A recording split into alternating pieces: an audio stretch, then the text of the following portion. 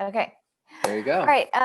Yeah, more people are trickling in. Everyone is very excited for this one. We've gotten a lot of interactions and questions ahead of time. So we're so excited for you to be here today. Thank you again for your time and for joining us. Yeah, I'm really excited to be here. Thanks so much for inviting me. It's always a pleasure to work with you at Instabug, and yeah, looking forward to answer questions from the community and from you, and to just talk here for an hour and have some fun. Awesome.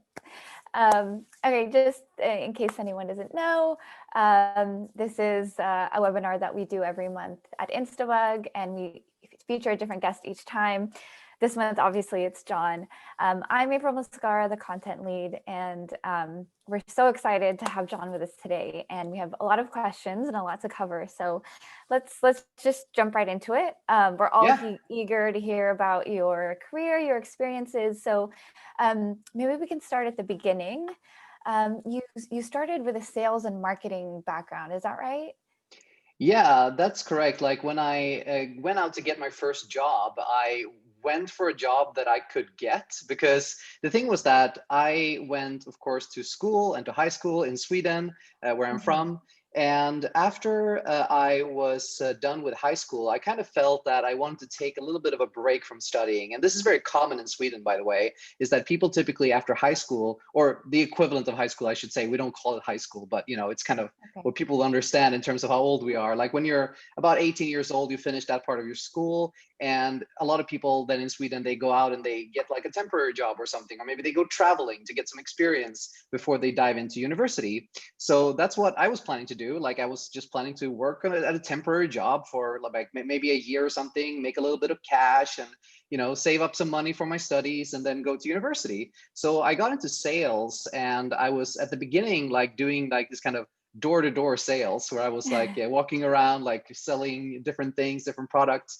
And after a little while, I got really into like the marketing aspect of it, and I got really interested in that, and I started to work more with that as well. So yeah, I ended up working like for a couple of years actually with sales and marketing in different shapes and forms, and it was really, really fun at the time. And it was also interesting because I had been coding since I was very, very young. So I knew how to program. And that was kind of always the direction I wanted to go in. I always wanted to become an engineer. I always wanted to become a software developer. But I didn't think back then, at least, maybe that was even true, that I couldn't just go out and like actually just get a job or do it without any education or formal like expertise or experience. So that's when I went into marketing. But then after a few years of doing that, I realized that, it's actually programming that I want to do. And by then we're now in like year 2010 or something like that. It was more common for people to actually be self-taught programmers and go out and still be able to get a job. So that's what ended up happening for me. I could finally pursue my real passion of coding. So the sales and marketing that you did, was it for tech products or was it for like consumer things? Yeah, so it was mostly around like in the beginning, it was like selling telephone subscriptions and electricity subscriptions and things like that. I was never doing telemarketing. So I mentioned in the beginning, it was like door-to-door sales. And then I was doing some business-to-business sales, like, going out to meetings with customers and things like that. And then I was working also a little bit more on the marketing side. I was helping some big electricity companies in Sweden, like with their marketing approach and providing some advice and things like that. So it was a little bit of everything. Really, it's a very different time compared to what I do now. It was much more like hectic, and of course, like everything was very result driven. So it was like you always had to keep moving forward. You had to have a great work ethic. You had to really like kind of look after yourself in a way. You had to like, because you were, your results as a marketer and as a salesperson was really like influencing everything from like your salary to your performance and how your career would go. So it was a very different time. But I think also part of what I really learned from those years was like, if you work hard, it's not automatic that you will get success. Like hard work does not always equal success. It also is a little bit of luck. But if you do work hard, like you can't influence the luck. Like the luck is an unknown variable into the equation, but you can influence your own work. So if you work really hard, if you're really ambitious, and if you always try to do your best, then eventually good things might happen to you. Like you might get good results out of that. And that's something that I brought with me throughout my whole career. And even now as well, when I'm running my own business, is I can't control anybody else but myself. So when I work with different people, whether they're clients or sponsors like Instabug or other people, like I can always only do the best that I can do. And that's something that I keep thinking about all the time. Awesome. So, but throughout this, you said you had learned how to program very early on, and you knew that it was something that you. So, tell us more about that. How did you get into programming, and how did you finally like decide, okay, this is what I really want to do with the rest of my life? Sure. So like with so many people, I guess, who are my age, like around 30 years old, I grew up in like the 90s. It was about video games. Like when I first started playing video games when I was young, I started becoming really curious about like how are these things made. And of course, I asked my dad. That's what do you do when you're a kid, right? You go ask your parents, like, how are these things made? And fortunately for me, my dad was a programmer, so he was working in the telecom industry, and he basically taught me the basics of programming when I was pretty young, so like 8, 9 years old, something like that. I'll admit that I wasn't like a programming, super genius kid or something. So I didn't like get it immediately. I struggled a lot when I was young to learn programming because I wasn't really motivated. I just wanted to make games.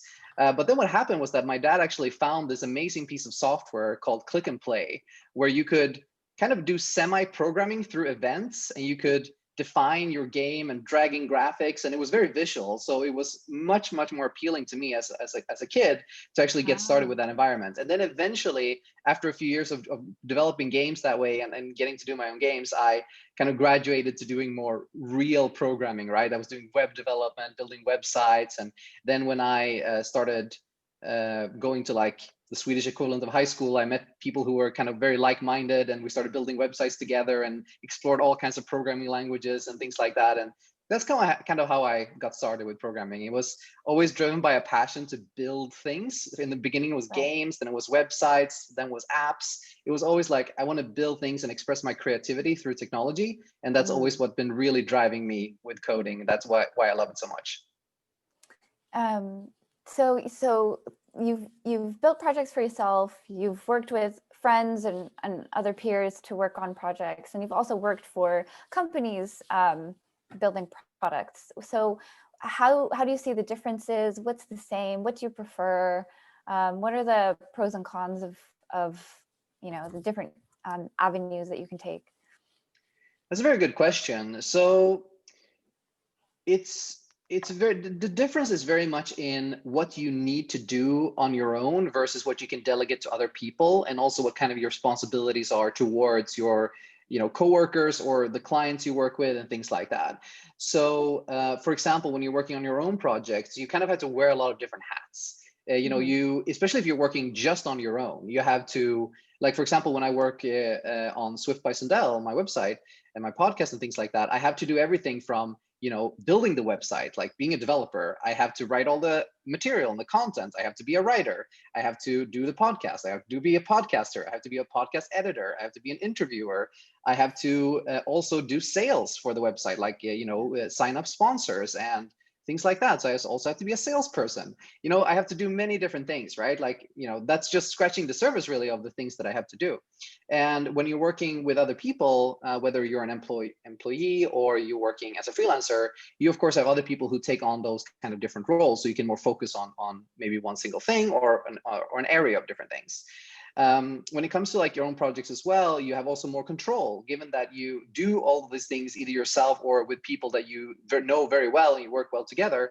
You can also control things a little bit more in that regard. And when you're working, for example, as a freelancer with a client, you have a much lesser degree of control and maybe sometimes influence of the product. Sometimes it's just about you delivering something that the client asked for.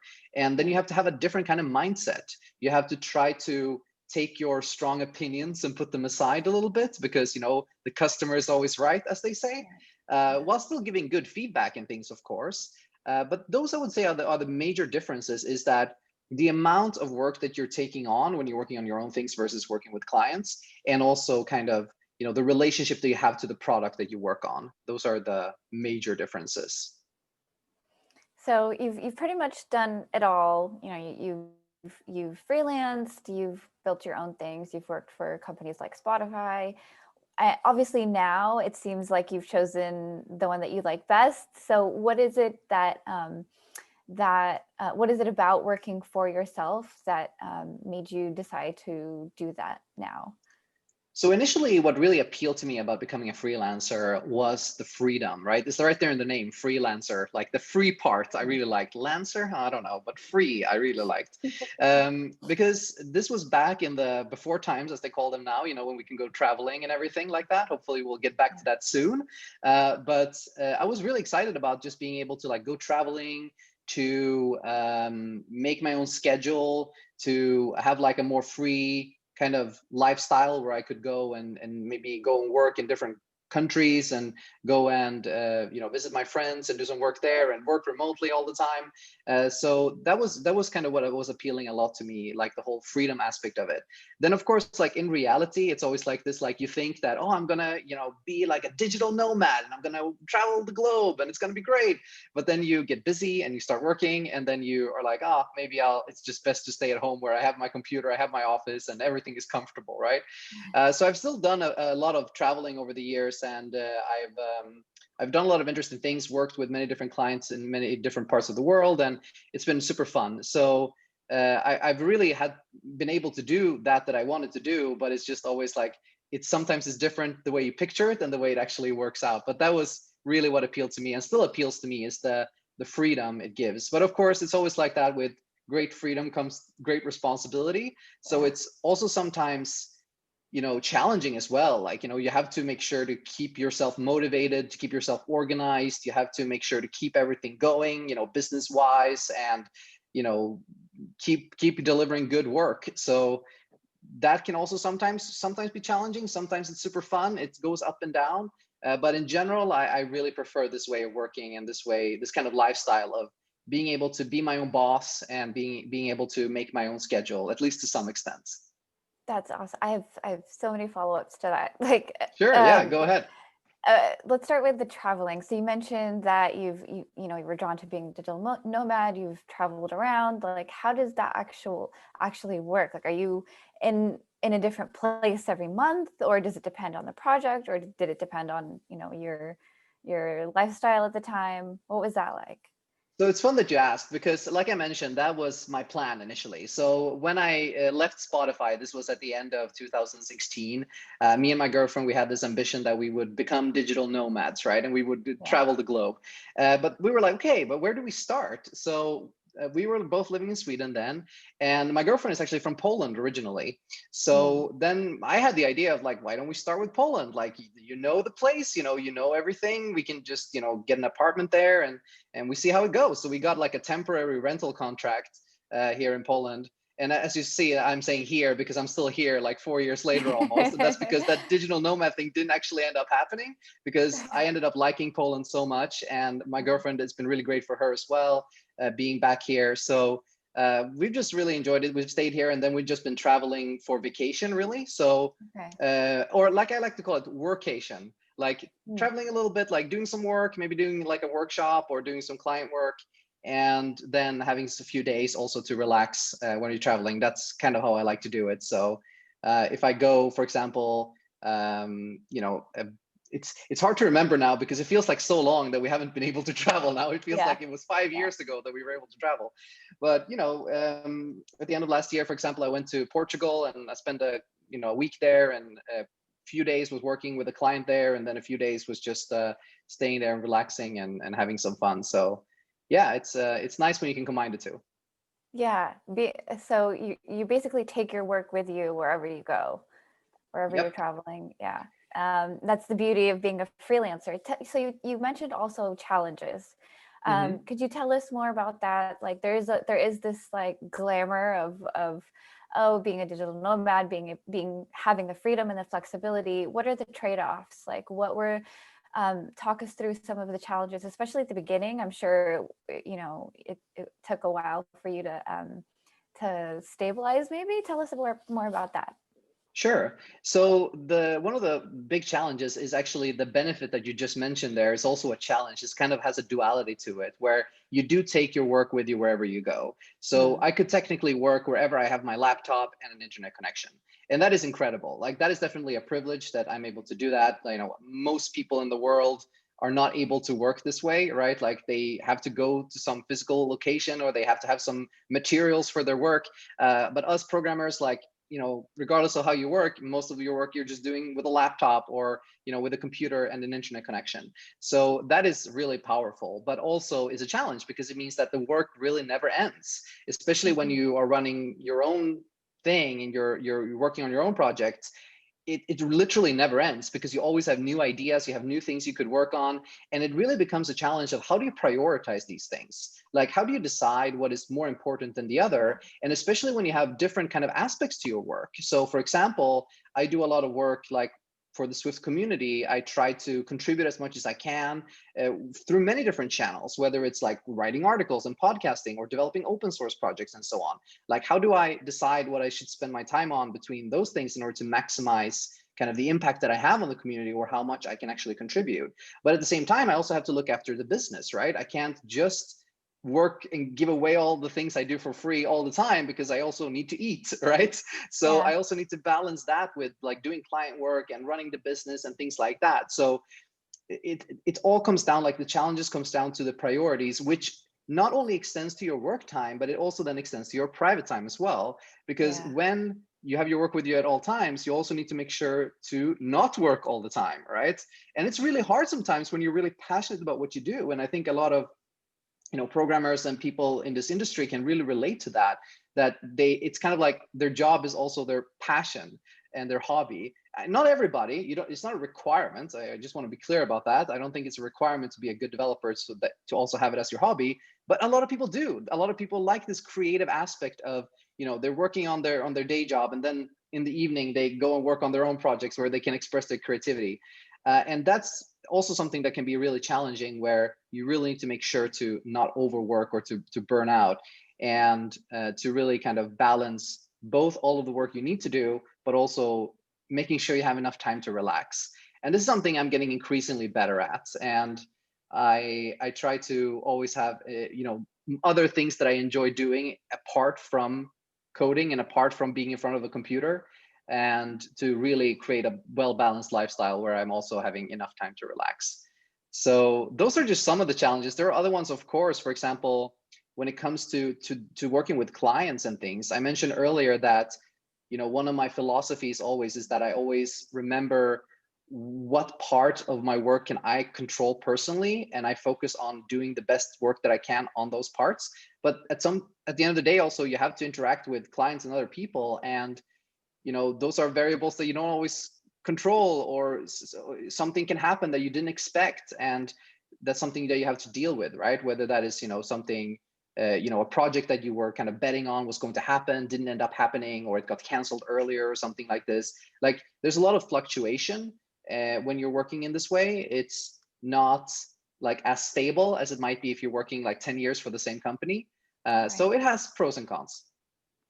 So on that note, and having to balance your time between doing your own work and working for on client projects, do you have any like strategies or tactics for time management, staying productive, avoiding burnout, Yeah. recovering from burnout? Like, do you still get burnt out? What's that like? I, I don't feel like I'm getting to the point where I feel like I am actually burned out, because you know, for anyone who has actually experienced that will tell you it's almost like falling off a cliff and then you have to actually get back onto the mountain, right? Yeah, So you gotta and climb up again. exactly right, and I'm really always careful about that. Like I always try to listen to myself and, you know, listen to my body, and you know, how do I sleep and how do I feel and things like this. I think these are really important things, even though we're not doing like physical work, right? Like typing on a keyboard is not that hard, you know, on the body. I mean, you can have like RSI issues and things like that, but thankfully I don't. But it's, you know, also can be really taxing on your mind to always think about these different projects, and your stress can build up. So I do think time management is incredibly important. And I do a few different things. Like one of the things that I think is really important is time boxing. Like, not just when we say time management, that can sometimes feel very abstract. Like, what is time management? For me, it really comes down to time boxing, where if I'm going to work on something, I want to set aside enough time that I feel comfortable to work on this particular task so I can get it done. And to focus just on that during that time. So for example, if I'm writing an article, I typically give myself about 3 or 4 hours to actually write the text for an article. I have already prepared like the code samples and the topic and things in advance, but to sit down and write the actual words, I know now from experience, because I've written hundreds of articles at this point, that it takes me about 3 or 4 hours. So then I can kind of budget for that. I know that, okay, if I set aside 4 hours on this particular day to write this article, I know that's all that I'm going to do then. That means that I'm not going to go and, check my email or look at Twitter or write some other code or get distracted. Like, I just focus on that for that time. And then afterwards, I give myself a little break. I don't immediately jump into the next task, especially if it's something like an article, which again is kind of taxing on your energy, because you're so creative and you're writing, you're coming up with these ideas and how to formulate things, you're editing your text. It's really making you tired. So often when I, for example, write articles, I just take the rest of the day off afterwards. But for example, if I'm doing some coding work for a client, I might do set aside 2 hours for that. And it might be, here's some email, set aside an hour for that. And I really think like creating these time boxes, it really helps me focus and also helps me avoid stress, because I kind of know what I'm going to do for certain hours of the day. That doesn't mean that, every single week, every day, every hour is completely like meticulously planned. Not at all. Now I'm talking more about when I'm actually sitting down to do a task.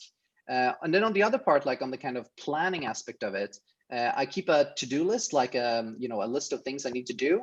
But then I have a couple of different lists. So one thing that I really like to do is I have the system that I call quick wins. Okay. And this is something I've been doing for years. I think it works really well.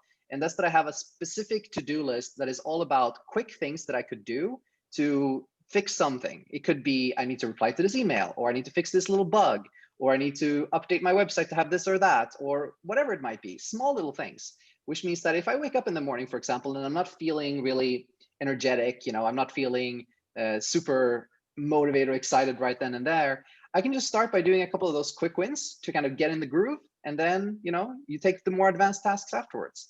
So that's one thing that I do as well. But then to just try to keep organized. And as soon as I have something incoming that I feel like I need to do, I get an email from a client, or, someone sends me an email that is like, there's a typo on my website or something I want to fix. I just immediately put it in my reminders list, because that way I don't have to keep walking around thinking about it over and over again. I can just put it in my reminders list, tell my digital assistant, whose name I don't want to say in order to summon her, that, to remind me in an hour or something about it. So that's typically what I do. Okay. So let's talk about 2020 now, because I think it's changed everybody's workflow. How has this year affected you? How has it affected your day-to-day work? So it actually affected me quite a bit. I haven't talked much about this because, well, for a couple of reasons. Like, first of all, I always try to, remember that thing I've mentioned a few times now, which is that I can only do my best work, based on what I do. I cannot influence like what's going on in the world. I can't control this pandemic. I can't control the economic situation, but I can do the very best I can to kind of, keep moving forward. And at the same time, also, like, I feel like even though it did actually impact me a fair bit, especially in the beginning when there was like these lockdowns and no one knew what's going to happen. But at the same time, I'm still a developer. I still have, a lot of opportunities compared to a lot of other people in the world. So I didn't feel like it was right to start talking about like, I didn't feel like it was, this pandemic hit many, many more people way worse than it hit me. That's what I'm trying to say, right? But that being said, so basically my business is mostly oriented around, or it was, I should say, at that point in March when the pandemic started hitting, it was oriented around like providing training services to companies, so like workshops and things like that, and advertising. And those are the two biggest things that got hit by the pandemic, more or less, in our industry, where all of a sudden, like, a lot of people started pulling their ad money because they didn't know what was going to happen. So they started becoming very careful about what they want to spend their ad money on. A lot of companies started budget freezing, right? I'm sure that a lot of people here on the call and has been maybe affected by this or heard about this, that a lot of companies, they just started freezing their budgets, which meant that it was really difficult for me there for a while to actually, get clients and to continue working. And a lot of projects that I had planned just got canceled. Like I had a lot of training and workshops that just got canceled. So that was kind of scary, to be honest. Like I didn't know what was going to go on. Like how was I going to, keep working the way I do? Maybe I would have to, really fundamentally change the way I work. But I did just what I always do, and that is just to double down on just working even harder, right? So I just started reaching out to way more companies, doing way more sales. I started doing more client work, like more traditional client work, like actually coding and things like that for some companies that still were going on and that I could still work with.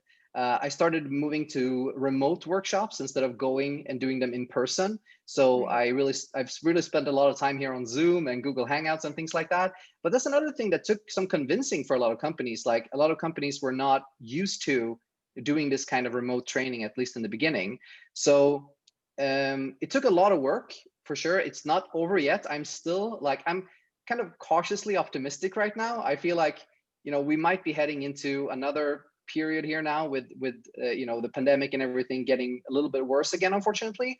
But I think like we have been there before, and not only me but a lot of people now, we kind of know what we need to do to at least handle some part of it. So I am cautiously optimistic, but it was a lot of work over the summer. I did not have a relaxing summer, that's for sure. Yeah. But it's been like that for a lot of people. So again, I don't want to sound like I'm in a worse situation than anybody else. I am in the grand scheme of things in a very fortunate situation. But it has definitely been a journey this year. Yeah. So on that note of like, fluctuating work and having to pivot, do you have, what advice do you have for other freelancers? Maybe for those who are just getting started. I'm sure now you have, a client base, you're well known, but what about for people who are still trying to get noticed? How do you price yourself? How do you negotiate? How do you make sure that you're delivering excellent work within the client's restrictions? What advice do you have for freelancers?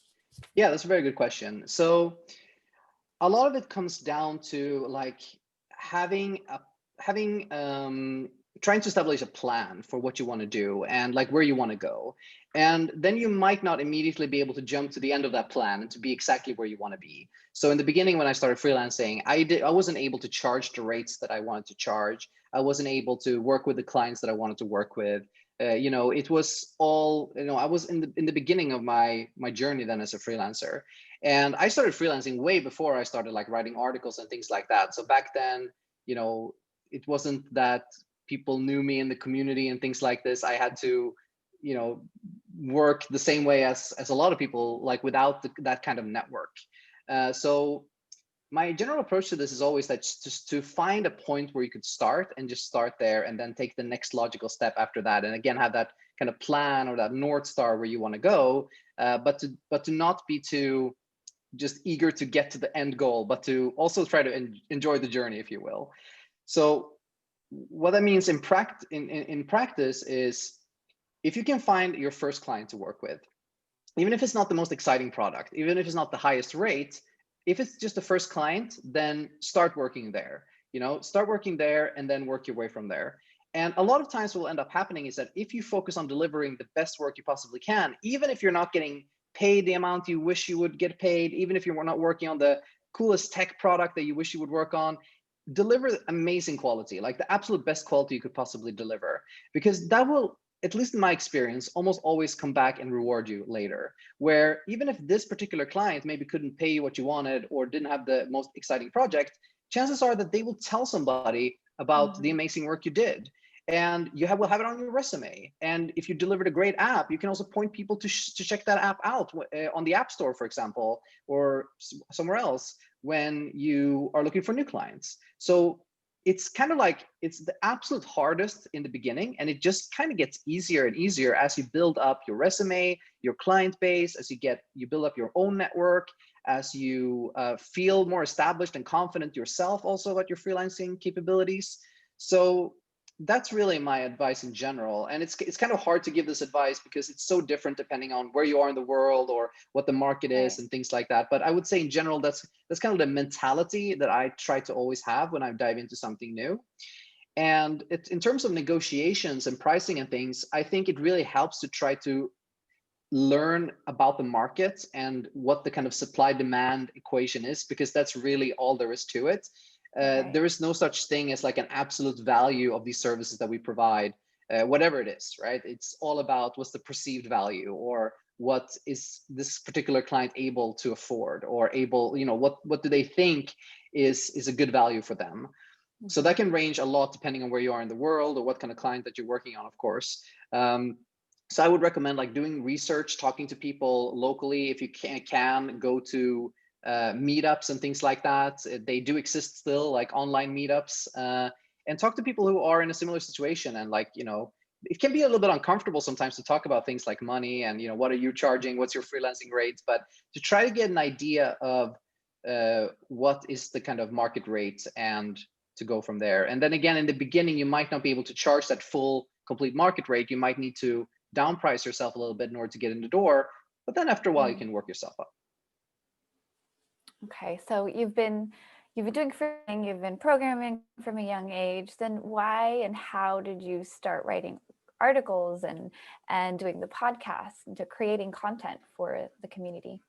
That's a great question. So basically, what happened was that when I left Spotify, I had a lot more time on my hands, because when I was working at Spotify, I was working a lot of hours. Like I was working really, really hard there. Sometimes like Okay. 60 hours per week, and even more sometimes. And it wasn't because anybody told me to. I should be clear. Like it wasn't that my manager came and said, you have to work overtime. I was just really, really passionate about the product. I still am. I think it's amazing product, Spotify. So I love working on it. And it was super fun as well. So I have no regrets working those hours. It was super fun. I learned so much. But when I went to become a freelancer, I decided, you know what, I actually want to work fewer hours per week on actual coding, to be able to have some more time to spend on other things, like both to relax a little bit more, to do some traveling, like I mentioned earlier, and also to be able to explore other ways of working, and whether that's open source. And I had this idea of writing articles because, well, I think most developers at one point or another, they think about writing an article, because you see all these people writing blogs and articles and things like that, and you think, well, maybe I should write one day too, just to see what it's like. And I am this kind of person, I love to set challenges for myself. So what I did was I had, like I mentioned, a few extra hours. I was working like 30 hours per week as a freelancer. So I had like, if you're going to think about a typical 40-hour work week, I had like 10 hours extra that I could spend on other things. So I started doing a little bit more open source work and things like that. I really enjoyed that. But then I wanted to set this challenge to myself to say, let's say that I would spend like a couple of hours every week of those 10 hours to write an article, like just to share something. It doesn't have to be long, just a little quick article. How many weeks could I keep that up? Like that would be my Mm. challenge to myself. Let's see how many weeks. So back before then, I had actually tried writing articles before. I had tried blogging. I set up a blog and I wrote 2 articles on that blog, and then I never wrote anything again. So I thought, if I can just beat that, if I can just do 3 weeks of writing articles, I would have beaten my record. It would be a success, right? And honestly, that was my expectation. I thought I would write like 3 weeks or something, maybe 4 if I was really ambitious, and then I would just stop, or forget about it. So, but I started, and well, I can't tell you how many weeks I was able to do because I haven't stopped yet. I'm still Amazing. going. So now I am up to 193 weeks of continuous writing. Yay, And the reason, congrats. yeah, thanks. Getting to 200, that's going to be fun. So the reason I think I was able to keep going was I just found it very fun and interesting to do this kind of different work. Like I'm still see myself as primarily a programmer. Like when people ask me, what's your job? I like if I, go out and meet new people, I always say I'm a programmer. Like that's what I Mm. am. Like I don't Mhm. see myself primarily as a writer or as a podcaster or anything else. I see myself as a programmer. But also sharing what I've learned and ideas and different patterns that I like and things like that. I just found that to be really fun as well, and different kind of change of pace from the coding work. And also kind of required me to start thinking about my coding work in a very different way, where I started becoming a little bit more analytical about my work and trying to, find what are the good patterns and the good practices that I've used throughout my career or saw other people use and started adopting those and things like that. So it's been really fun. And I think that's what kept me going in the beginning. Like in the beginning, no one was really reading my articles because I didn't have any audience. Like everybody else, I started with an audience of zero. There was zero readers.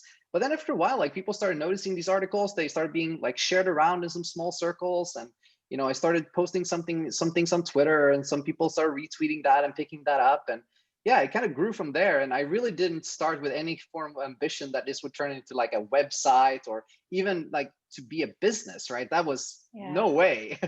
And yeah, here we are. So it's been really fun to see it grow as well. But it's been the same thing. Like, I think that's the red thread. It's been always just at this next step, like the next article next week. When I started the podcast, it was just, well, now I've done articles for like a year or a year and a half at that point. Maybe I should try podcasting too, because I listen to podcasts all the time. So maybe I should try making one myself. Let's see what's going to happen. I didn't have any ambitions there either. I thought maybe no one would listen to it, but people listen to it. So I kept making them, and yeah, I will keep making them until people stop listening. That's awesome. So we do have a lot of questions, and we're gonna get to them. I just want to ask you one last question. Sure. And it's more about the state of Swift today. I know you talk about this a lot, but what are a couple of things that you're really excited about? In general, I'm really excited about being able to use Swift in more contexts and having Swift become like a broader language. So there's a lot of interesting areas where I think Swift could contribute to the overall kind of software development world, not only to be contained in the Apple ecosystem. And I think Swift is already a great language for developing apps. And Apple is tightly integrating it into their various SDKs and APIs and new frameworks that are coming out. And we see things, for example, like Combine and Swift UI that were very recently announced at last year. And Swift is really a big part of those, like the language features and things like that. But I think there's also a lot of other domains where we could use the power of Swift in different ways. And that could in turn kind of feed back into the language to make it better. So if we're talking about something like, what about using Swift to develop like microcontroller firmware? Like that's a very different domain than writing user interface based iOS apps.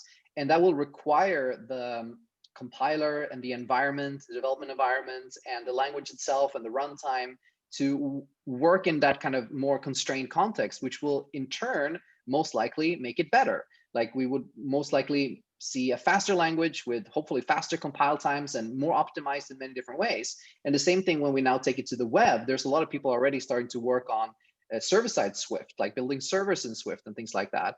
I built my website in Swift as a static website using a tool called Publish that I developed, which is open source on GitHub. And there's a lot of people like doing this kind of experimentation in different domains with Swift. And it doesn't mean that I think that Swift is the language that should just rule them all and all the other languages are garbage. Absolutely not. I love programming languages in general. And even though I might be focused on Swift in terms of my writing, I use so many different programming languages almost every single week.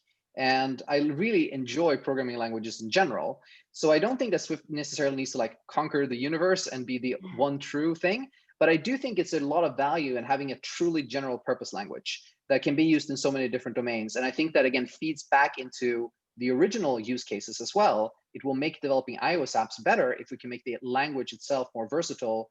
And it will also bring more people into the community, people who might not have a Mac, people who might not be interested in developing iOS apps. They might be interested in something completely different, but it could get them in the door and help them learn Swift, which I think is a great language. And then they could then use those skills to develop iOS apps. And yeah, I think it just brings a lot of value to everybody when the language becomes more general purpose and versatile. So I'm very happy to see Apple really push forward in this direction. It's kind of like slow but steady progress, but it keeps going forward in this direction, and that makes me very happy to see. So this is all very exciting, and like you mentioned, you have experience in, and you currently still use many different programming languages. Why did you focus on Swift at the beginning?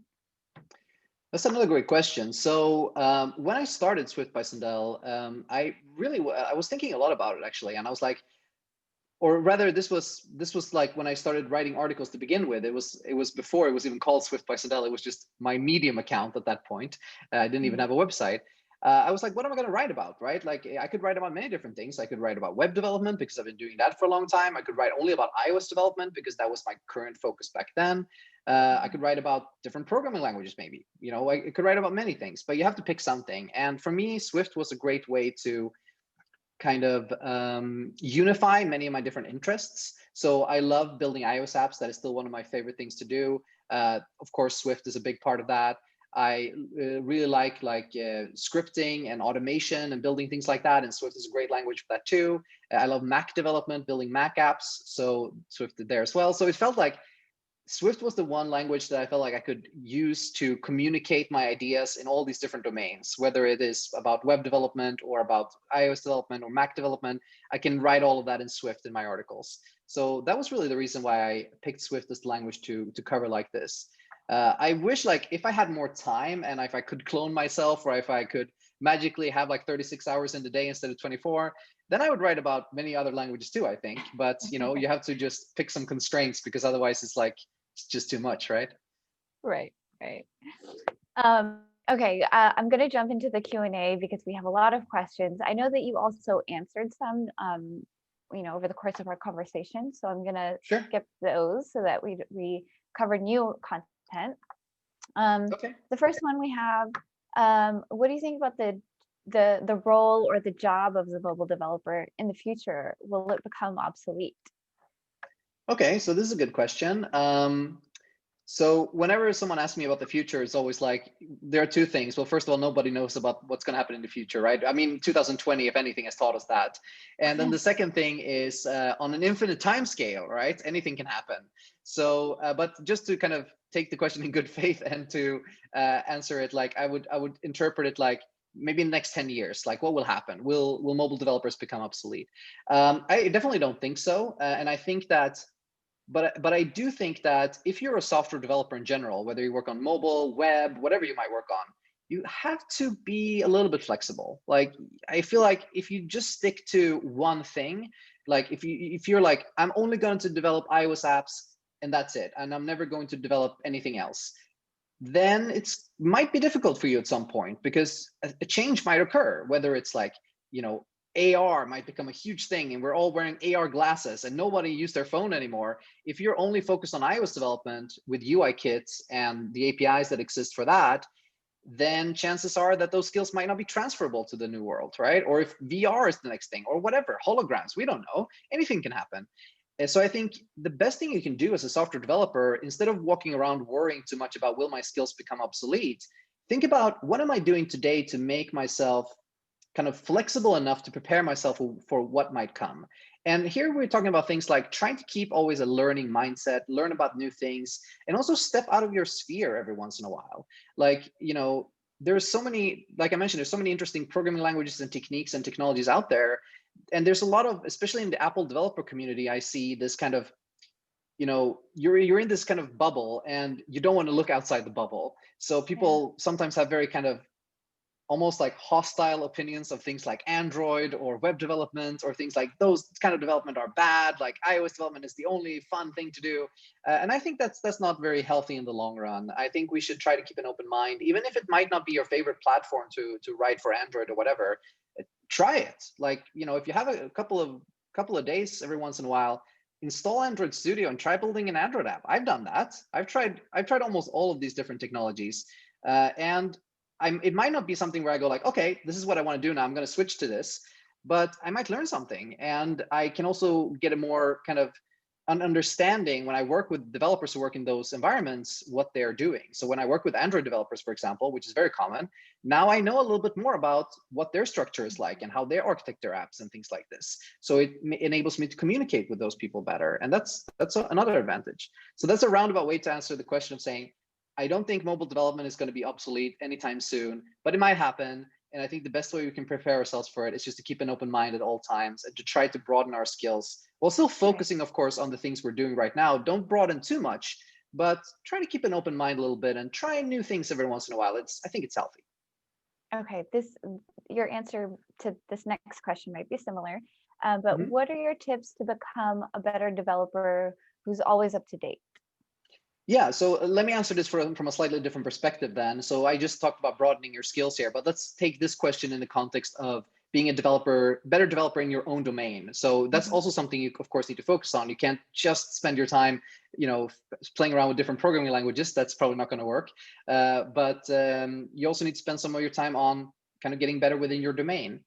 And here, I think it's important to um, try also to experiment with new technologies and things as they come out, and to try to stay in the loop of what's going on with your platform. So I talked about this many times now, but some things you just can't control in your life. And one thing you can control is Apple. Like Apple, they're going to keep releasing new technologies, new APIs. They're going to deprecate all APIs. They're going to make changes to their platform. And you might not like all of them. You might not feel comfortable with all the new technologies they introduce, but that doesn't mean that they're going to stop, right? So at some point, it's like a little bit like the train is leaving and you have to decide if you're going to get on it or not. That doesn't mean Mhm. that you can't give feedback and you can't have your own opinion. That's very important as well, that you can do that, of course. But if you take an example, for example, like Swift UI, which is Apple's new UI framework, there's if you're betting against it and saying like I'm not going to learn this because I like the old one better, and this new one, it just seems too complicated, I don't want to learn it. I don't think most people are like that, but I hear it from time to time, people who are kind of reluctant to learn it. I think chances are very high that this framework will end up becoming just more and more important because of the way Apple is kind of focusing on it. So ignoring it for too long will kind of build up kind of knowledge depth for yourself, kind of how you can build up tech depth in your project. And I think it's important to keep that in check. So trying to keep up to date with the new technologies. Of course, you can't keep up with everything, but try to keep it up with the most important ones and make sure your skills stay up to date. I think that's the most important. And again, like I said earlier, keep kind of an open-minded mindset of, don't judge a book by its cover. Like try it first and see how you like it. You might change your mind. Great. So you talked earlier about time boxing to, for example, when you're writing your articles or when you need to get certain things done. But how do you make time to learn new things and experiment? That's a great question too. So I realized like I'm in a slightly different position here than other people, where I have set aside more time in my work time for experimentation and things like that. So Mhm. I know that not everybody can take like, a week or a day to just experiment with new technologies. Like some people don't have that time, and that's completely understandable. So I think in those kind of contexts, when you don't have a lot of time and you want to find some time to experiment with these kinds of things, um, I think it's important to understand how just a few hours of doing something can actually have a big impact if you're focusing on during that time. Mm. So if you can set aside just like a couple of hours, maybe every week or every month or something, that is my learning time or experimentation time, that can be really beneficial. And sometimes you can also combine these things with work that you would be great if you did. So as a concrete example, let's say that you have some process in your company that is something you wish you could automate, or you could help yourself out with, like build some little tool for it. That could be a way to learn some of these new technologies, where you could like, let me build a little tool for myself. I'm not going to put it on the app store or something, but it's going to be my own little experimental playground, that I'm going to build this little tool for my team or something, that where we can keep track of, let's say, our backlog of bugs or something like this. I'm going to build this little dashboard for us. That's something that you could use to learn some of these new technologies. So I think finding projects also where you can experiment and both spend some time on that, which also lets you spend time on fixing problems that you're having in your team, which will let you move faster. So it kind of gives you back that investment over time. I think that can be a really good strategy. But I wouldn't also kind of stress out too much about it and think that you need to spend like half of your time experimenting on something. I think that's really not necessary. I think just a few hours here and there of again, dedicated time, where you turn off email, don't go to Twitter, turn on do not disturb, maybe if you can, don't be on Slack, and just open up Xcode or whatever environment you're working in, and do some experimentation and have a goal for it as well. Like today, I want to learn blank, right? Mm. And then spend maybe 2 hours on that. And if you do that once a month or once every 2 weeks or whatever you might be able to do, you can actually achieve way more than I think you might initially think. So that would be my biggest advice in terms of experimentation. Set aside time for it and do it on a regular basis. Awesome. I think you might have mentioned this one, but what was your very first programming language? My very first programming language was technically C++, which my dad tried to teach me when I was like 9 years old or something. And like I mentioned, it didn't really stick because it was a little bit over my head when I was so young. So I guess what I want to say, my real first programming language that I really learned and I knew very well was PHP. When I was building websites. I got quite good at PHP and I still use it to this day. Some of my web services and things that I use and tools are built in PHP. I know that it's a language that not everyone loves. I kind of like it. I think it's great for the task at hand. What I love with PHP is that you can just get like a web server up and running that queries a database and sends some JSON to the client in like 5 lines of code or something. So it's a very expressive language in that case. So that was my first like real programming language that I was using, and JavaScript as well. So JavaScript, PHP, like web technologies. How many years have you been an iOS developer? Well, that's a good question. I would say about 10 years at this point. It was about around 2020, or sorry, 2010 when I started like getting really serious about iOS development. So yeah, about 10 years. And how many apps on the App Store have you published? So I've actually only published one myself ever, and that was a game that I published in 2013, but then I pulled it from the App Store in 2015 when I was working at Spotify, and I just didn't have any time. I was missing those 60-hour work weeks. There was just no time to maintain an app on the side. So once my app started to break because of new versions of iOS and things like that, I was like, oh, no time, got to pull it from the store. So, but that was fun. I ran an online game for 2 years there on the App Store, about 2 years, and it was doing pretty well. Had some people who were playing it regularly and was really fun. And I am working on a remake of that game now, actually. So now that I have a little bit more time again, I'm hoping to revive the game and get it on the App Store again. But I have been part of publishing many apps. Of course, Spotify is one of them. I've also done a lot of apps for the Scandinavian market, like games in Sweden and apps in Sweden and Norway and things like that. I've done a lot of apps when I was working as a freelancer as tie-ins to like various marketing campaigns. So for example, I built an app for the Norwegian, kind of one of the largest ice cream companies, where they would go out with like this ice cream truck in different cities. And we had a companion app that would notify you when the ice cream truck would come, and you would get like some loyalty points and things like that. Cool. So that was super fun. And we had some fun animations in this app. It was really fun. So yeah, those are like the major things that I worked on. Now I'm working actually on 2 apps for 2 startups, one here in Europe and one in Australia, and hoping to be able to share more about those products soon when they hit the App Store. Awesome. I think we're all excited about the remake of your game. Yeah, that's going to be fun. It's going to be super fun. Can't wait to publish that. We're looking forward to it. All right. How to manage, this is when you're working with a client and they request a different technology that isn't so interesting to you, how do you manage that?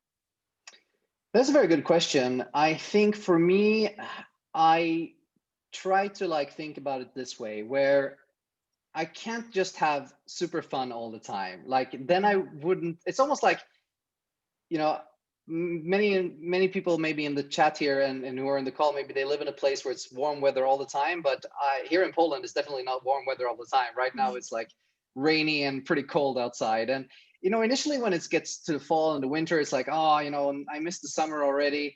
But then it's like you appreciate the summer more when you have that kind of cold weather, right? And it's kind of the same with programming for me, is that I don't enjoy all the tasks that I do. Sometimes I work on things that I find really boring, honestly, but that just means that when I do work on something that's really exciting, I get especially excited about it because I'm like, oh, now I get to use this cool thing. But then I also try to find the fun. I'm really doubling down here on this weather analogy, but it doesn't mean that you can't have fun during the winter. You can't have fun during the fall. You can go skiing, for example, if you live in a country where you have snow. And it's the same thing when you're developing apps, and initially this technology might not seem so exciting, but maybe it's a chance to try out a slightly different pattern or a slightly different solution to this problem. So you could get a little bit creative. Of course, maybe not too much, especially if you're working with a client project. You might want to keep things kind of according to common practices, but you could spice things up a little bit, right? To try to find some fun way to solve this problem.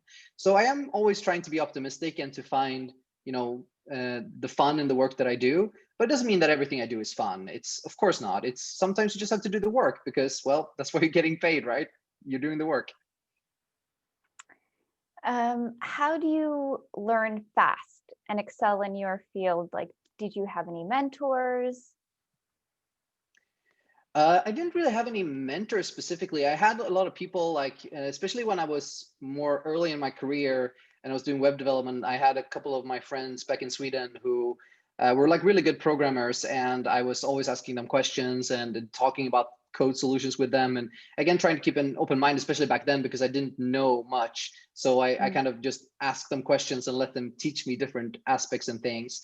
And so I didn't really have one single person who was like my mentor, but I tried to always surround myself with people who knew more than me.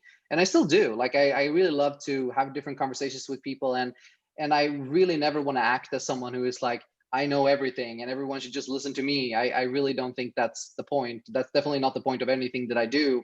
If anything, is the opposite, is that I try to just share my perspective on things. And then I get a lot of feedback from the community and people who have different approaches or different ideas, and who ask questions. And then the conversation just keeps going. And that's part of what I really enjoy about my work.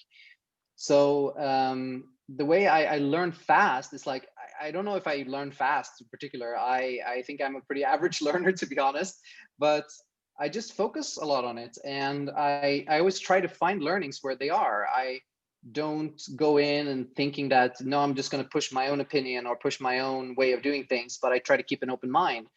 For example, a great example of this is in code reviews. Like if I work with other people and I do code reviews and they review my code, I don't go in with this approach of like, now I should just tell them what to do. It's rather like, let me learn from them. And maybe, they use some patterns that I've never used before, or they solve things in a way that I think is better than my way of solving things.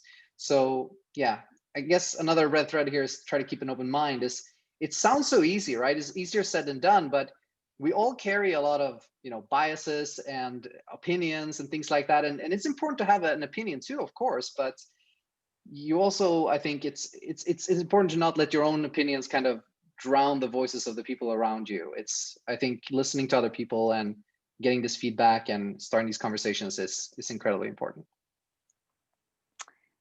Swift by Sundell is a great website, an excellent source of inspiration. You started making Swift clips, but they stopped after 4 or 5 clips. I found them pretty interesting. Why did you stop them? That's a great question. So my Swift Clips is my like YouTube video series that I started in the beginning of this year. And I had this idea that I would do videos regularly, and it would be almost like, how I do articles and podcasts and things like that. A couple of things led to them not being updated so much during the last couple of months. The first thing was that I realized that I don't really enjoy making videos that much. I know that a lot of people love watching videos, and honestly, I do too sometimes. I don't watch a lot of programming videos, to be completely honest, but one big passion of mine is cooking. I cook almost every single day. I love it as much as I love programming. And I watch a lot of cooking shows on YouTube, for example, and it's something I watch all the time. So I get it why people want to watch YouTube videos about programming as well. I just didn't feel like it was something that I particularly enjoyed at this point in time to make. I love making podcasts. I love writing articles, but the process of creating a video, recording it, editing it, all those things, I just found it to be kind of busy work, not particularly fun for me to do. But that might change. I might, maybe even next week, some inspiration might strike me, and I will make another YouTube video. But another thing was, as I mentioned earlier, that the pandemic brought a lot of challenges with it for me. And I also felt the need to kind of streamline my work a little bit and to focus on the things that are important. And I mentioned this earlier as well, when it comes to freelancing work and running your own business in general, sometimes you have to be a little bit ruthless when it comes to your priorities. And you can't always do the things that people either want you to do or that you want to do. Sometimes you just have to do the pragmatic things. And for me, that was all about kind of doubling down on the things that are the most important right now for my website and for my audience in general. And that is the articles and the podcast, right? So I just felt like adding YouTube into the mix. I was very ambitious in the beginning of the year. I was really excited about it. But then like during the summer and things like that, I just felt like I need to focus on the things that are my staples. And then maybe, you know, in a few months or maybe next year or something, I might go get back to making videos. We'll see. But for now, it's something I put it on the shelf, so to speak, for now.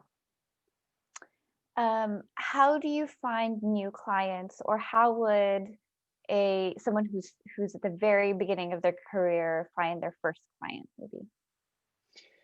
That's a difficult question because it's kind of a chicken and egg situation, right? It's kind of like finding your first job. Is that when you're going to find your first job, people are always asking you for experience, but you don't have experience. So how are you going to get experience if you can't get a job, right? Like it's a chicken and egg situation. And it's a little bit the same with getting clients. I mentioned earlier that it typically gets easier and easier as you go as in your freelancing career because you build up your network and sometimes clients will recommend you and you have a resume and things like this.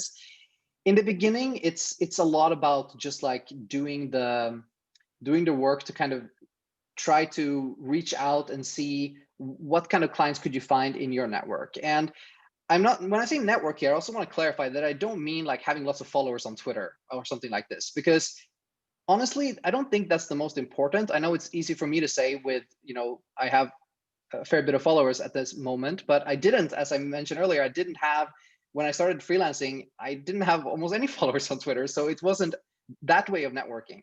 What I mean by networking is that if you think about the people you know, like the people you actually know, people you've worked with, coworkers, or people you've studied with, people you know personally, not people on the internet, but people you know personally. Do these people know someone who might be looking for a freelancer in your particular field? Maybe they know someone who knows someone. Maybe they heard about someone who's hiring. Maybe someone is hiring right now and they would actually consider getting a freelancer instead of a full-time employee, maybe for a couple of months, just for starters, maybe something like that. It's all about like trying to find these opportunities. They're not going to present themselves for you, right? Like you're not going to be able to just post on your favorite social media of choice and saying, hey, I'm looking for a client, and a client will come to you. I mean, maybe it will happen. It comes back to that hard work versus luck. Maybe the luck will strike, but I wouldn't bet on that. So I would just do the hard work, which is like reach out to your own personal network, the people you know, try to get them to help you. If you have some previous employer or something who might know someone or might have some contacts, it's all about just trying to go through the entire contact list and try to find, you know, someone who might give you a lead. And it might sound like a lot of work, and it is a lot of work, and it is not for everybody. Like if you're going to get into freelancing, you have to really realize that you're going to run your own business, and that means running your own business. That means that you have to be the boss, you have to be the salesperson. Like I mentioned earlier, you have to wear all these different hats, and if you don't want to do that, then maybe freelancing is not for you. And that's important also. I don't think everybody needs to become a freelancer. I think there's still a lot of great opportunities to work for a company like a employee, and that can be great too. So I think, you know, I hope always to not not show a too glorified way of this type of working, because I always want to be very honest to say it does come with a lot of challenges, especially in the beginning. So that's something to always keep in mind. But in general, it's all about just like doing the work of reaching out. That's really the only thing you can do, because you might again have some luck of having someone you know, or you know, you might find someone on social media or something who might have a lead for you in terms of clients, but chances are you're going to have to do the work to get there. For those developers who want to apply to work for companies, Yeah. what are your tips for passing the interview portion? Okay. This is a great question. So I would say, first of all, do a lot of preparation. Like there's a lot of great resources out there around interview questions and you know, what types of questions people might ask you, what kind of challenges they might present you. And differs a lot between companies and companies. Like if you're going to work for one of the big tech companies, like your Facebooks or Google, Spotify, Apple, and so on, they have a very different interview process compared to many other smaller companies. So I think it's also important to remember that it's not always that you have to go and like reverse a binary tree on a whiteboard or something in order to get a job in software engineering. A lot of smaller companies don't do those kinds of interviews at all, but it's all about doing the research. So for example, there's this website called Glassdoor where you could see like some of the different questions that are being asked from some of these different companies. There's a lot of guides out there, and you could find a lot of typical interview questions and things like that. And again, like I'm sorry if this is like my general advice for everything, but it's always about just working hard. Like this is like, Yeah. I can't emphasize this enough. It's like people sometimes, it feels like they want me to give like this single key answer that I was holding back as a secret and I wasn't telling anybody. This is the key to success. But there is no such thing. It's like, it's all about just like being like walking the extra mile, right? Like if you're going to do more preparation, if you're going to prepare yourself and work harder than other people, then you're going to have an advantage in these interview processes. And then it's also about like, how do you present yourself? So when you go to an interview, for example, make sure to present yourself in a way that makes you seem, you know, like a nice person to work with, because many times you'll be interviewed by the same people who will potentially work with you. So, you know, make sure to be nice and be polite, of course, but also to like ask nice questions and be engaged, be interested in them and in their work and things like that. So, yeah, I would say those are my biggest tips. Is that prepare for the interview for the kinds of questions you might get. Make sure to like present yourself really well, and of course also to try to have a really good resume. And even if you haven't worked for a lot of companies before, try to maybe do some side projects or something, or do some open source work that you can show, because that also always really helps. Because what is an interview really? It's about, because so many times the people who will interview you, they're not the people who will pay your salary, right? Mm-hmm. So they're not the people who will actually give you the money for the job. So what is the objective here? The objective is to give the people who are interviewing you enough confidence so that they will recommend to the people who will actually pay you that they should hire you, right? So if you're an employee doing an interview for your boss, you don't want to recommend the wrong person who will then up becoming like hard to work with, or you know, write lots of bugs and not know what they're doing. You want to recommend the person who will do great work, because then that will reflect great on you as the employee. So an interview process is all about convincing the people that you are being interviewed by that you are the right choice for the job, right? That's all that it is about. And how can you do that? Well, you can be prepared, you can answer the questions in a good way, you can have a good resume, you can be nice, right? And that's about it, right? So that's kind of what I focus on when I do interviews, or you know, back when I was doing a lot of interviews when I was getting my first couple of jobs. I just completed my Swift bootcamp. Should I start working on my first app or read and research more about the language before diving in?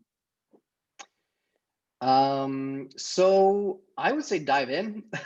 Yeah. Learning by doing is definitely my thing. I think um, you can of course spend a lot of time reading about theory and things like this, but I think the very best way to learn is by building things. And again, it doesn't have to be that, you know, you get an actual job the first thing and you start building real products. It could be that you start with some of your own projects that you do for fun or for learning and things like that.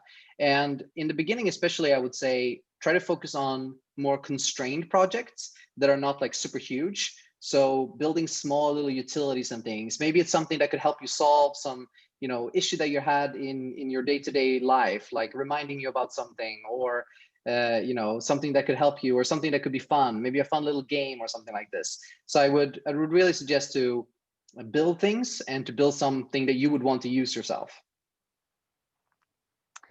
So in life and in work, it's not always highs. We do hit lows. And in those hard moments where you feel like you can't achieve anything, or you haven't, you know, been achieving to your potential, how do you find inspiration and motivation to continue? Yeah, that's a tough one, because that's something that I also struggle with sometimes. Like, it's not that I every morning wake up and feel like, all right, let's get to work, let's do this. You know, sometimes I'm tired, and sometimes I'm not super motivated, and sometimes I, you know, yeah, I wish that things were different or something, or I wish that the grass was greener on the other side, and so on and so forth, right? So motivation is a tricky topic, and I don't think, again, anyone has a silver bullet answer to it. I think it's all individual, and it goes up and down for everybody. But what you can do really, or what I do at least, is that if I'm sometimes feeling a little bit down or not motivated or something, I just try to do something that brings me back into the motivation and kind of makes me remember what it is that I'm doing, or why it is that I'm doing it. So let's take a concrete example. Let's say that if I was very like unmotivated to produce a podcast episode, let's say, because producing a podcast episode, maybe most people don't know this, but it's actually a lot of work. Like not only have to you get on the call and record, but you have to, I mean, you know this from preparing this interview, you have to like schedule the people, you have to send them the questions and prepare it in advance. And in the case of a podcast, also you have to edit it afterwards, which actually takes a long time. Like for a 1 hour episode, it takes usually like 10 hours to edit it. So it's a lot of work. So it's not always that I feel like, all right, next episode of the podcast, here we go. I mean, most of the time I feel that way, which is great. But sometimes I feel like, oh, I wish I could skip this week, right? I wish I could just skip this episode. But then what I do is that I just, for example, go and read some of the reviews that people have posted on my podcast. And I read some of the opinions that people have. And this kind of encourages me to keep going. And I realize that there's a lot of people out there who enjoy it. And then I kind of feel motivated and I feel like it's important work. Because why do we get unmotivated? Like there's a couple of things that can cause motivation to drop, at least for me. One of the things that is that for some reason the work doesn't feel important anymore, or it feels like it's routine, or it doesn't matter. And the second thing is that it can feel stressful. It can feel like there's too much of it, right? You feel overwhelmed. And in the first category there, when it feels like it's not important, it's all about like trying to, again, find this motivation of finding like, why is this work important? What it could be, what other people think about it. So if you're developing an app, for example, it could be, do I have some positive reviews to read on the App Store from my app that I can get reminded of, that people really enjoyed this app? Or maybe just open up the app and use it yourself and remember that, this is a great app and I'm really excited about working on this. But if it's about being overwhelmed, it goes back to that time boxing and quick wins and things that I do earlier, where if I feel overwhelmed about something, I just try to break it down into smaller pieces that I can work on, or maybe just work on something completely different for like an hour or two, just to get in the groove. So maybe do some of those quick wins. So that's in general what I do to kind of keep motivated. But I'm not going to sit here and lie also and say that I'm just like, I figured it out and I'm always motivated. I'm not. Sometimes I'm more motivated than others, and sometimes I'm not motivated at all. And sometimes you just have to let that happen as well. It's the same with like, you can't always feel great. Sometimes you feel a little bit more tired. It happens. Like the next day will be better, right? So yeah, I think it's some motivation we can fix and we can work on, but other times we just have to remember we're humans, we're not robots. We can't just be super motivated all the time. It's okay. Everybody has days like that. Let's just focus on tomorrow. Have you ever hit a writer's block in programming? And how do you deal with that when you're working on a project for a client? How do you overcome that? That's a very good question. So that happens quite a bit, actually. It's like especially when you have something more challenging, like a harder problem, it can be really tricky. Like you have this big problem and you're like, okay, how am I going to solve this? And it can feel really overwhelming. Or maybe you start writing and then you're like, oh no, this wasn't a great solution, or oh, this feels too complicated. Oh, how am I going to deal with this? Again, I think what I try to do in those cases is to break things down as much as I can. So is there some part of this big thing I need to do that I know how to solve? Okay, maybe I need to know how to solve this part. Okay, I will start working on that and make that as good as I can. And once I've done that, maybe I will realize how I should progress to the next part. And that often happens. Like it's almost like you have a ball of yarn, right? And dealing with a whole ball is very difficult. But once you find this opening, right, this little thread, you can start pulling it, and then you might be able to solve the thing. Other times it might just be working on something different for a while and letting yourself kind of cool down and not worry too much about it. Sometimes it might be stepping away for a little bit and like going for a walk or something with your mask on, of course, these days. And we're doing something different, like something simple, like doing the dishes or something, because just to kind of turn off this like block that you have in your head that's like, oh, I don't know how to solve this. I don't know how to solve this. To just try to think about other things or let your subconscious help you out. But also remember, you can always ask people, right? You can ask your coworkers. You can ask people who you might know in the community. You could post on something like Stack Overflow or the Apple Developer Forum for help. There's a lot of people out there who are facing similar challenge to us every single day. So I think it's also important to ask for help when you need it as well. And you don't need to be this like one person army, especially if you're a freelancer, who is going to like overcome all the challenges on your own and never ask for help. I don't think there's any anything good in that. I think using people around you and getting them to help you and helping them out as well is something that's really important. So I guess that's in general how I overcome writer's block. I try to find an opening where I can solve step one and see if I can find step 2, 3, 4 after that. I disconnect and I go and relax and do something different for a little while, or work on another task, or ask for help. Will there ever be a Swift by Sundell book? Maybe. uh, it's another one of those things where actually I've started writing a book many times, and I actually had a book which was kind of like halfway done, and I was working on it, and it felt good, and I was like, oh, I'm gonna release this, and I actually even announced it. I was like, here's a book that I'm gonna do, and it's gonna be great. And then I never released it, and I can realize that for some people who saw that, maybe they are a little bit disappointed, and I'm also a little bit disappointed that I didn't, continue working on this. The reason I didn't is that it comes back to the same thing with videos. Really, is that I found that the way I think I can have the biggest impact and deliver the best value to the community is through the articles that I do and through the podcast that I do. And I don't want to feel like everything else is a distraction and I should never do anything else than that. That also feels counterproductive. But something like a book is like a huge undertaking.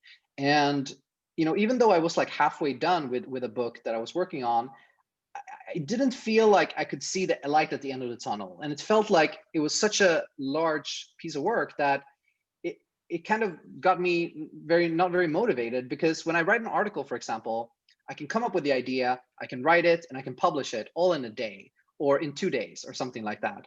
And with a book, you're like working on it for months and months, and then you have to keep working on it until it's done. And it's fine to work for me like that. I don't need always to have this instant gratification. For example, when I work for clients and I work on apps and things like that, I typically work on them for months and months and months before they get released and before anything happens, and that's fine. But when it came to this book project, it really felt like I didn't feel like it was for me. I didn't feel like I enjoyed particularly working this way. I feel like writing articles is so much more fun. That being said, I do have a couple of more ideas, and I have some ways that I think I might get back to the book project. I have a couple of things that I think I might be able to solve this motivation issue and be able to maybe release a couple of smaller books or something like that. So it might happen. I'm not going to say no, but it's not really something that I'm focusing on a lot right now. Let's talk about open source. How does one, if someone wants to contribute to an open source project in iOS, how does one get started doing that? How do you choose which project to work on? If you want to get started with open source, the very best way to do it, I think, if you haven't worked on it before and you want to find a project to work on a project that you've been using yourself. So if you've been using like anything from like a networking library to like a database or file library or package, whatever it might be, chances are that there's going to be some bugs in that project, either ones you encountered yourself or ones that might be documented on GitHub through things like issues. And you could go and work on some of those, or maybe you can improve the documentation or the tests or any other aspect of it. Like, it doesn't always have to be that you have to develop new features or solve bugs to contribute to an open source project. You can contribute in so many different ways. So that would be my number one thing. The second thing is that if you do have something that you feel could be generalized in maybe one of your apps, or maybe you're sharing some code between some of your apps that you've been working on, maybe that could become an open source project. And again, here it's important to not have, I think, the wrong expectations, or to have this grand vision of how things are going to go. Sometimes I feel like people, they create an open source project, and if no one ends up using it in the first week, they consider it a failure. But for me, like, that's definitely not a failure. Like, the first open source projects that I created, you can still go back and look at them. They're on GitHub still, by the way. I think like my first one still has like 1 star, and that's me. That's like my own star I gave to the project. Maybe it has 2 or something, I don't know. But in the beginning, you're not going to get a lot of attention. So don't do it for that reason. Do it because you want to, start learning how to build open source. Because when you start working in that way, you're going to have to learn so many different things, like how to set up things like continuous integration and things in an open source environment. It might be very different for what you're doing at your company. How do you deal with things like bug reporting and those sorts of things in an open source environment? How do you, if people start to use it and want to contribute, how do you then work with these people? How do you structure and document the code in a way that other people can understand it? Testing is really important in open source. How do you make sure you have a good test coverage so that you're covering all of the cases that you are claiming to support in your documentation? How do you make sure to test those and make sure it actually keeps working? So I am very happy that I started with open source in a way that no one was noticing it in the beginning, because I got to make all those mistakes, and then I kind of learned. And then once I created a project that got a fair amount of usage, then I had learned those things and I was prepared for it. So again, like, try to not be in too much of a rush. Find a project that you've even contributed to yourself, or one that you've used yourself, or create something that you feel could be a good project. But again, like, do it because you want to do open source, not because you want to have a certain amount of GitHub stars or something, because I think that that's perhaps the wrong motivation. Right. If a developer has a Swift background and they want to become a full stack developer, where would they start? So by full stack, I assume that they mean working both on the server side and the client side. I mean, full stack can mean many different things. It could be also within one app. It's be like you are mostly working on the UI layer, and then maybe you want to learn more about like the under the hood, the kind of database layer and things like that. But let's assume that it's now server side and client side. So the way to get started with something like that is again, like, start small. So you might not be able to convince the person running the server side part of your company's app to deploy a Swift service, right? That might not be something that they're looking to maintain. And it's another one of those things. I mean, speaking of open source, sometimes it's like there's a person who has a brilliant idea for something and they make it, but then they move on to something else, and then some other people will end up having to maintain it, right? And that can actually happen in this situation too, where the people who are running these backend systems at your job might not be super excited about maintaining your Swift code 10 years from now, right?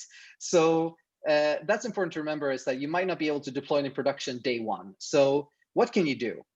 Well, you can do a few different things. Number one is, of course, you can work on some of your own projects if you have time to do that. You could do some kind of hobby project or create some separate project in your company that might not be like deploying it in production. It might be some internal tool or something like this that you could find a way to write in Swift. Another thing you can do if you're an iOS developer, if you want to learn more about server-side Swift development, is that you can actually use it. And I've been meaning to write about this, but I haven't done it yet. You can use it for your testing.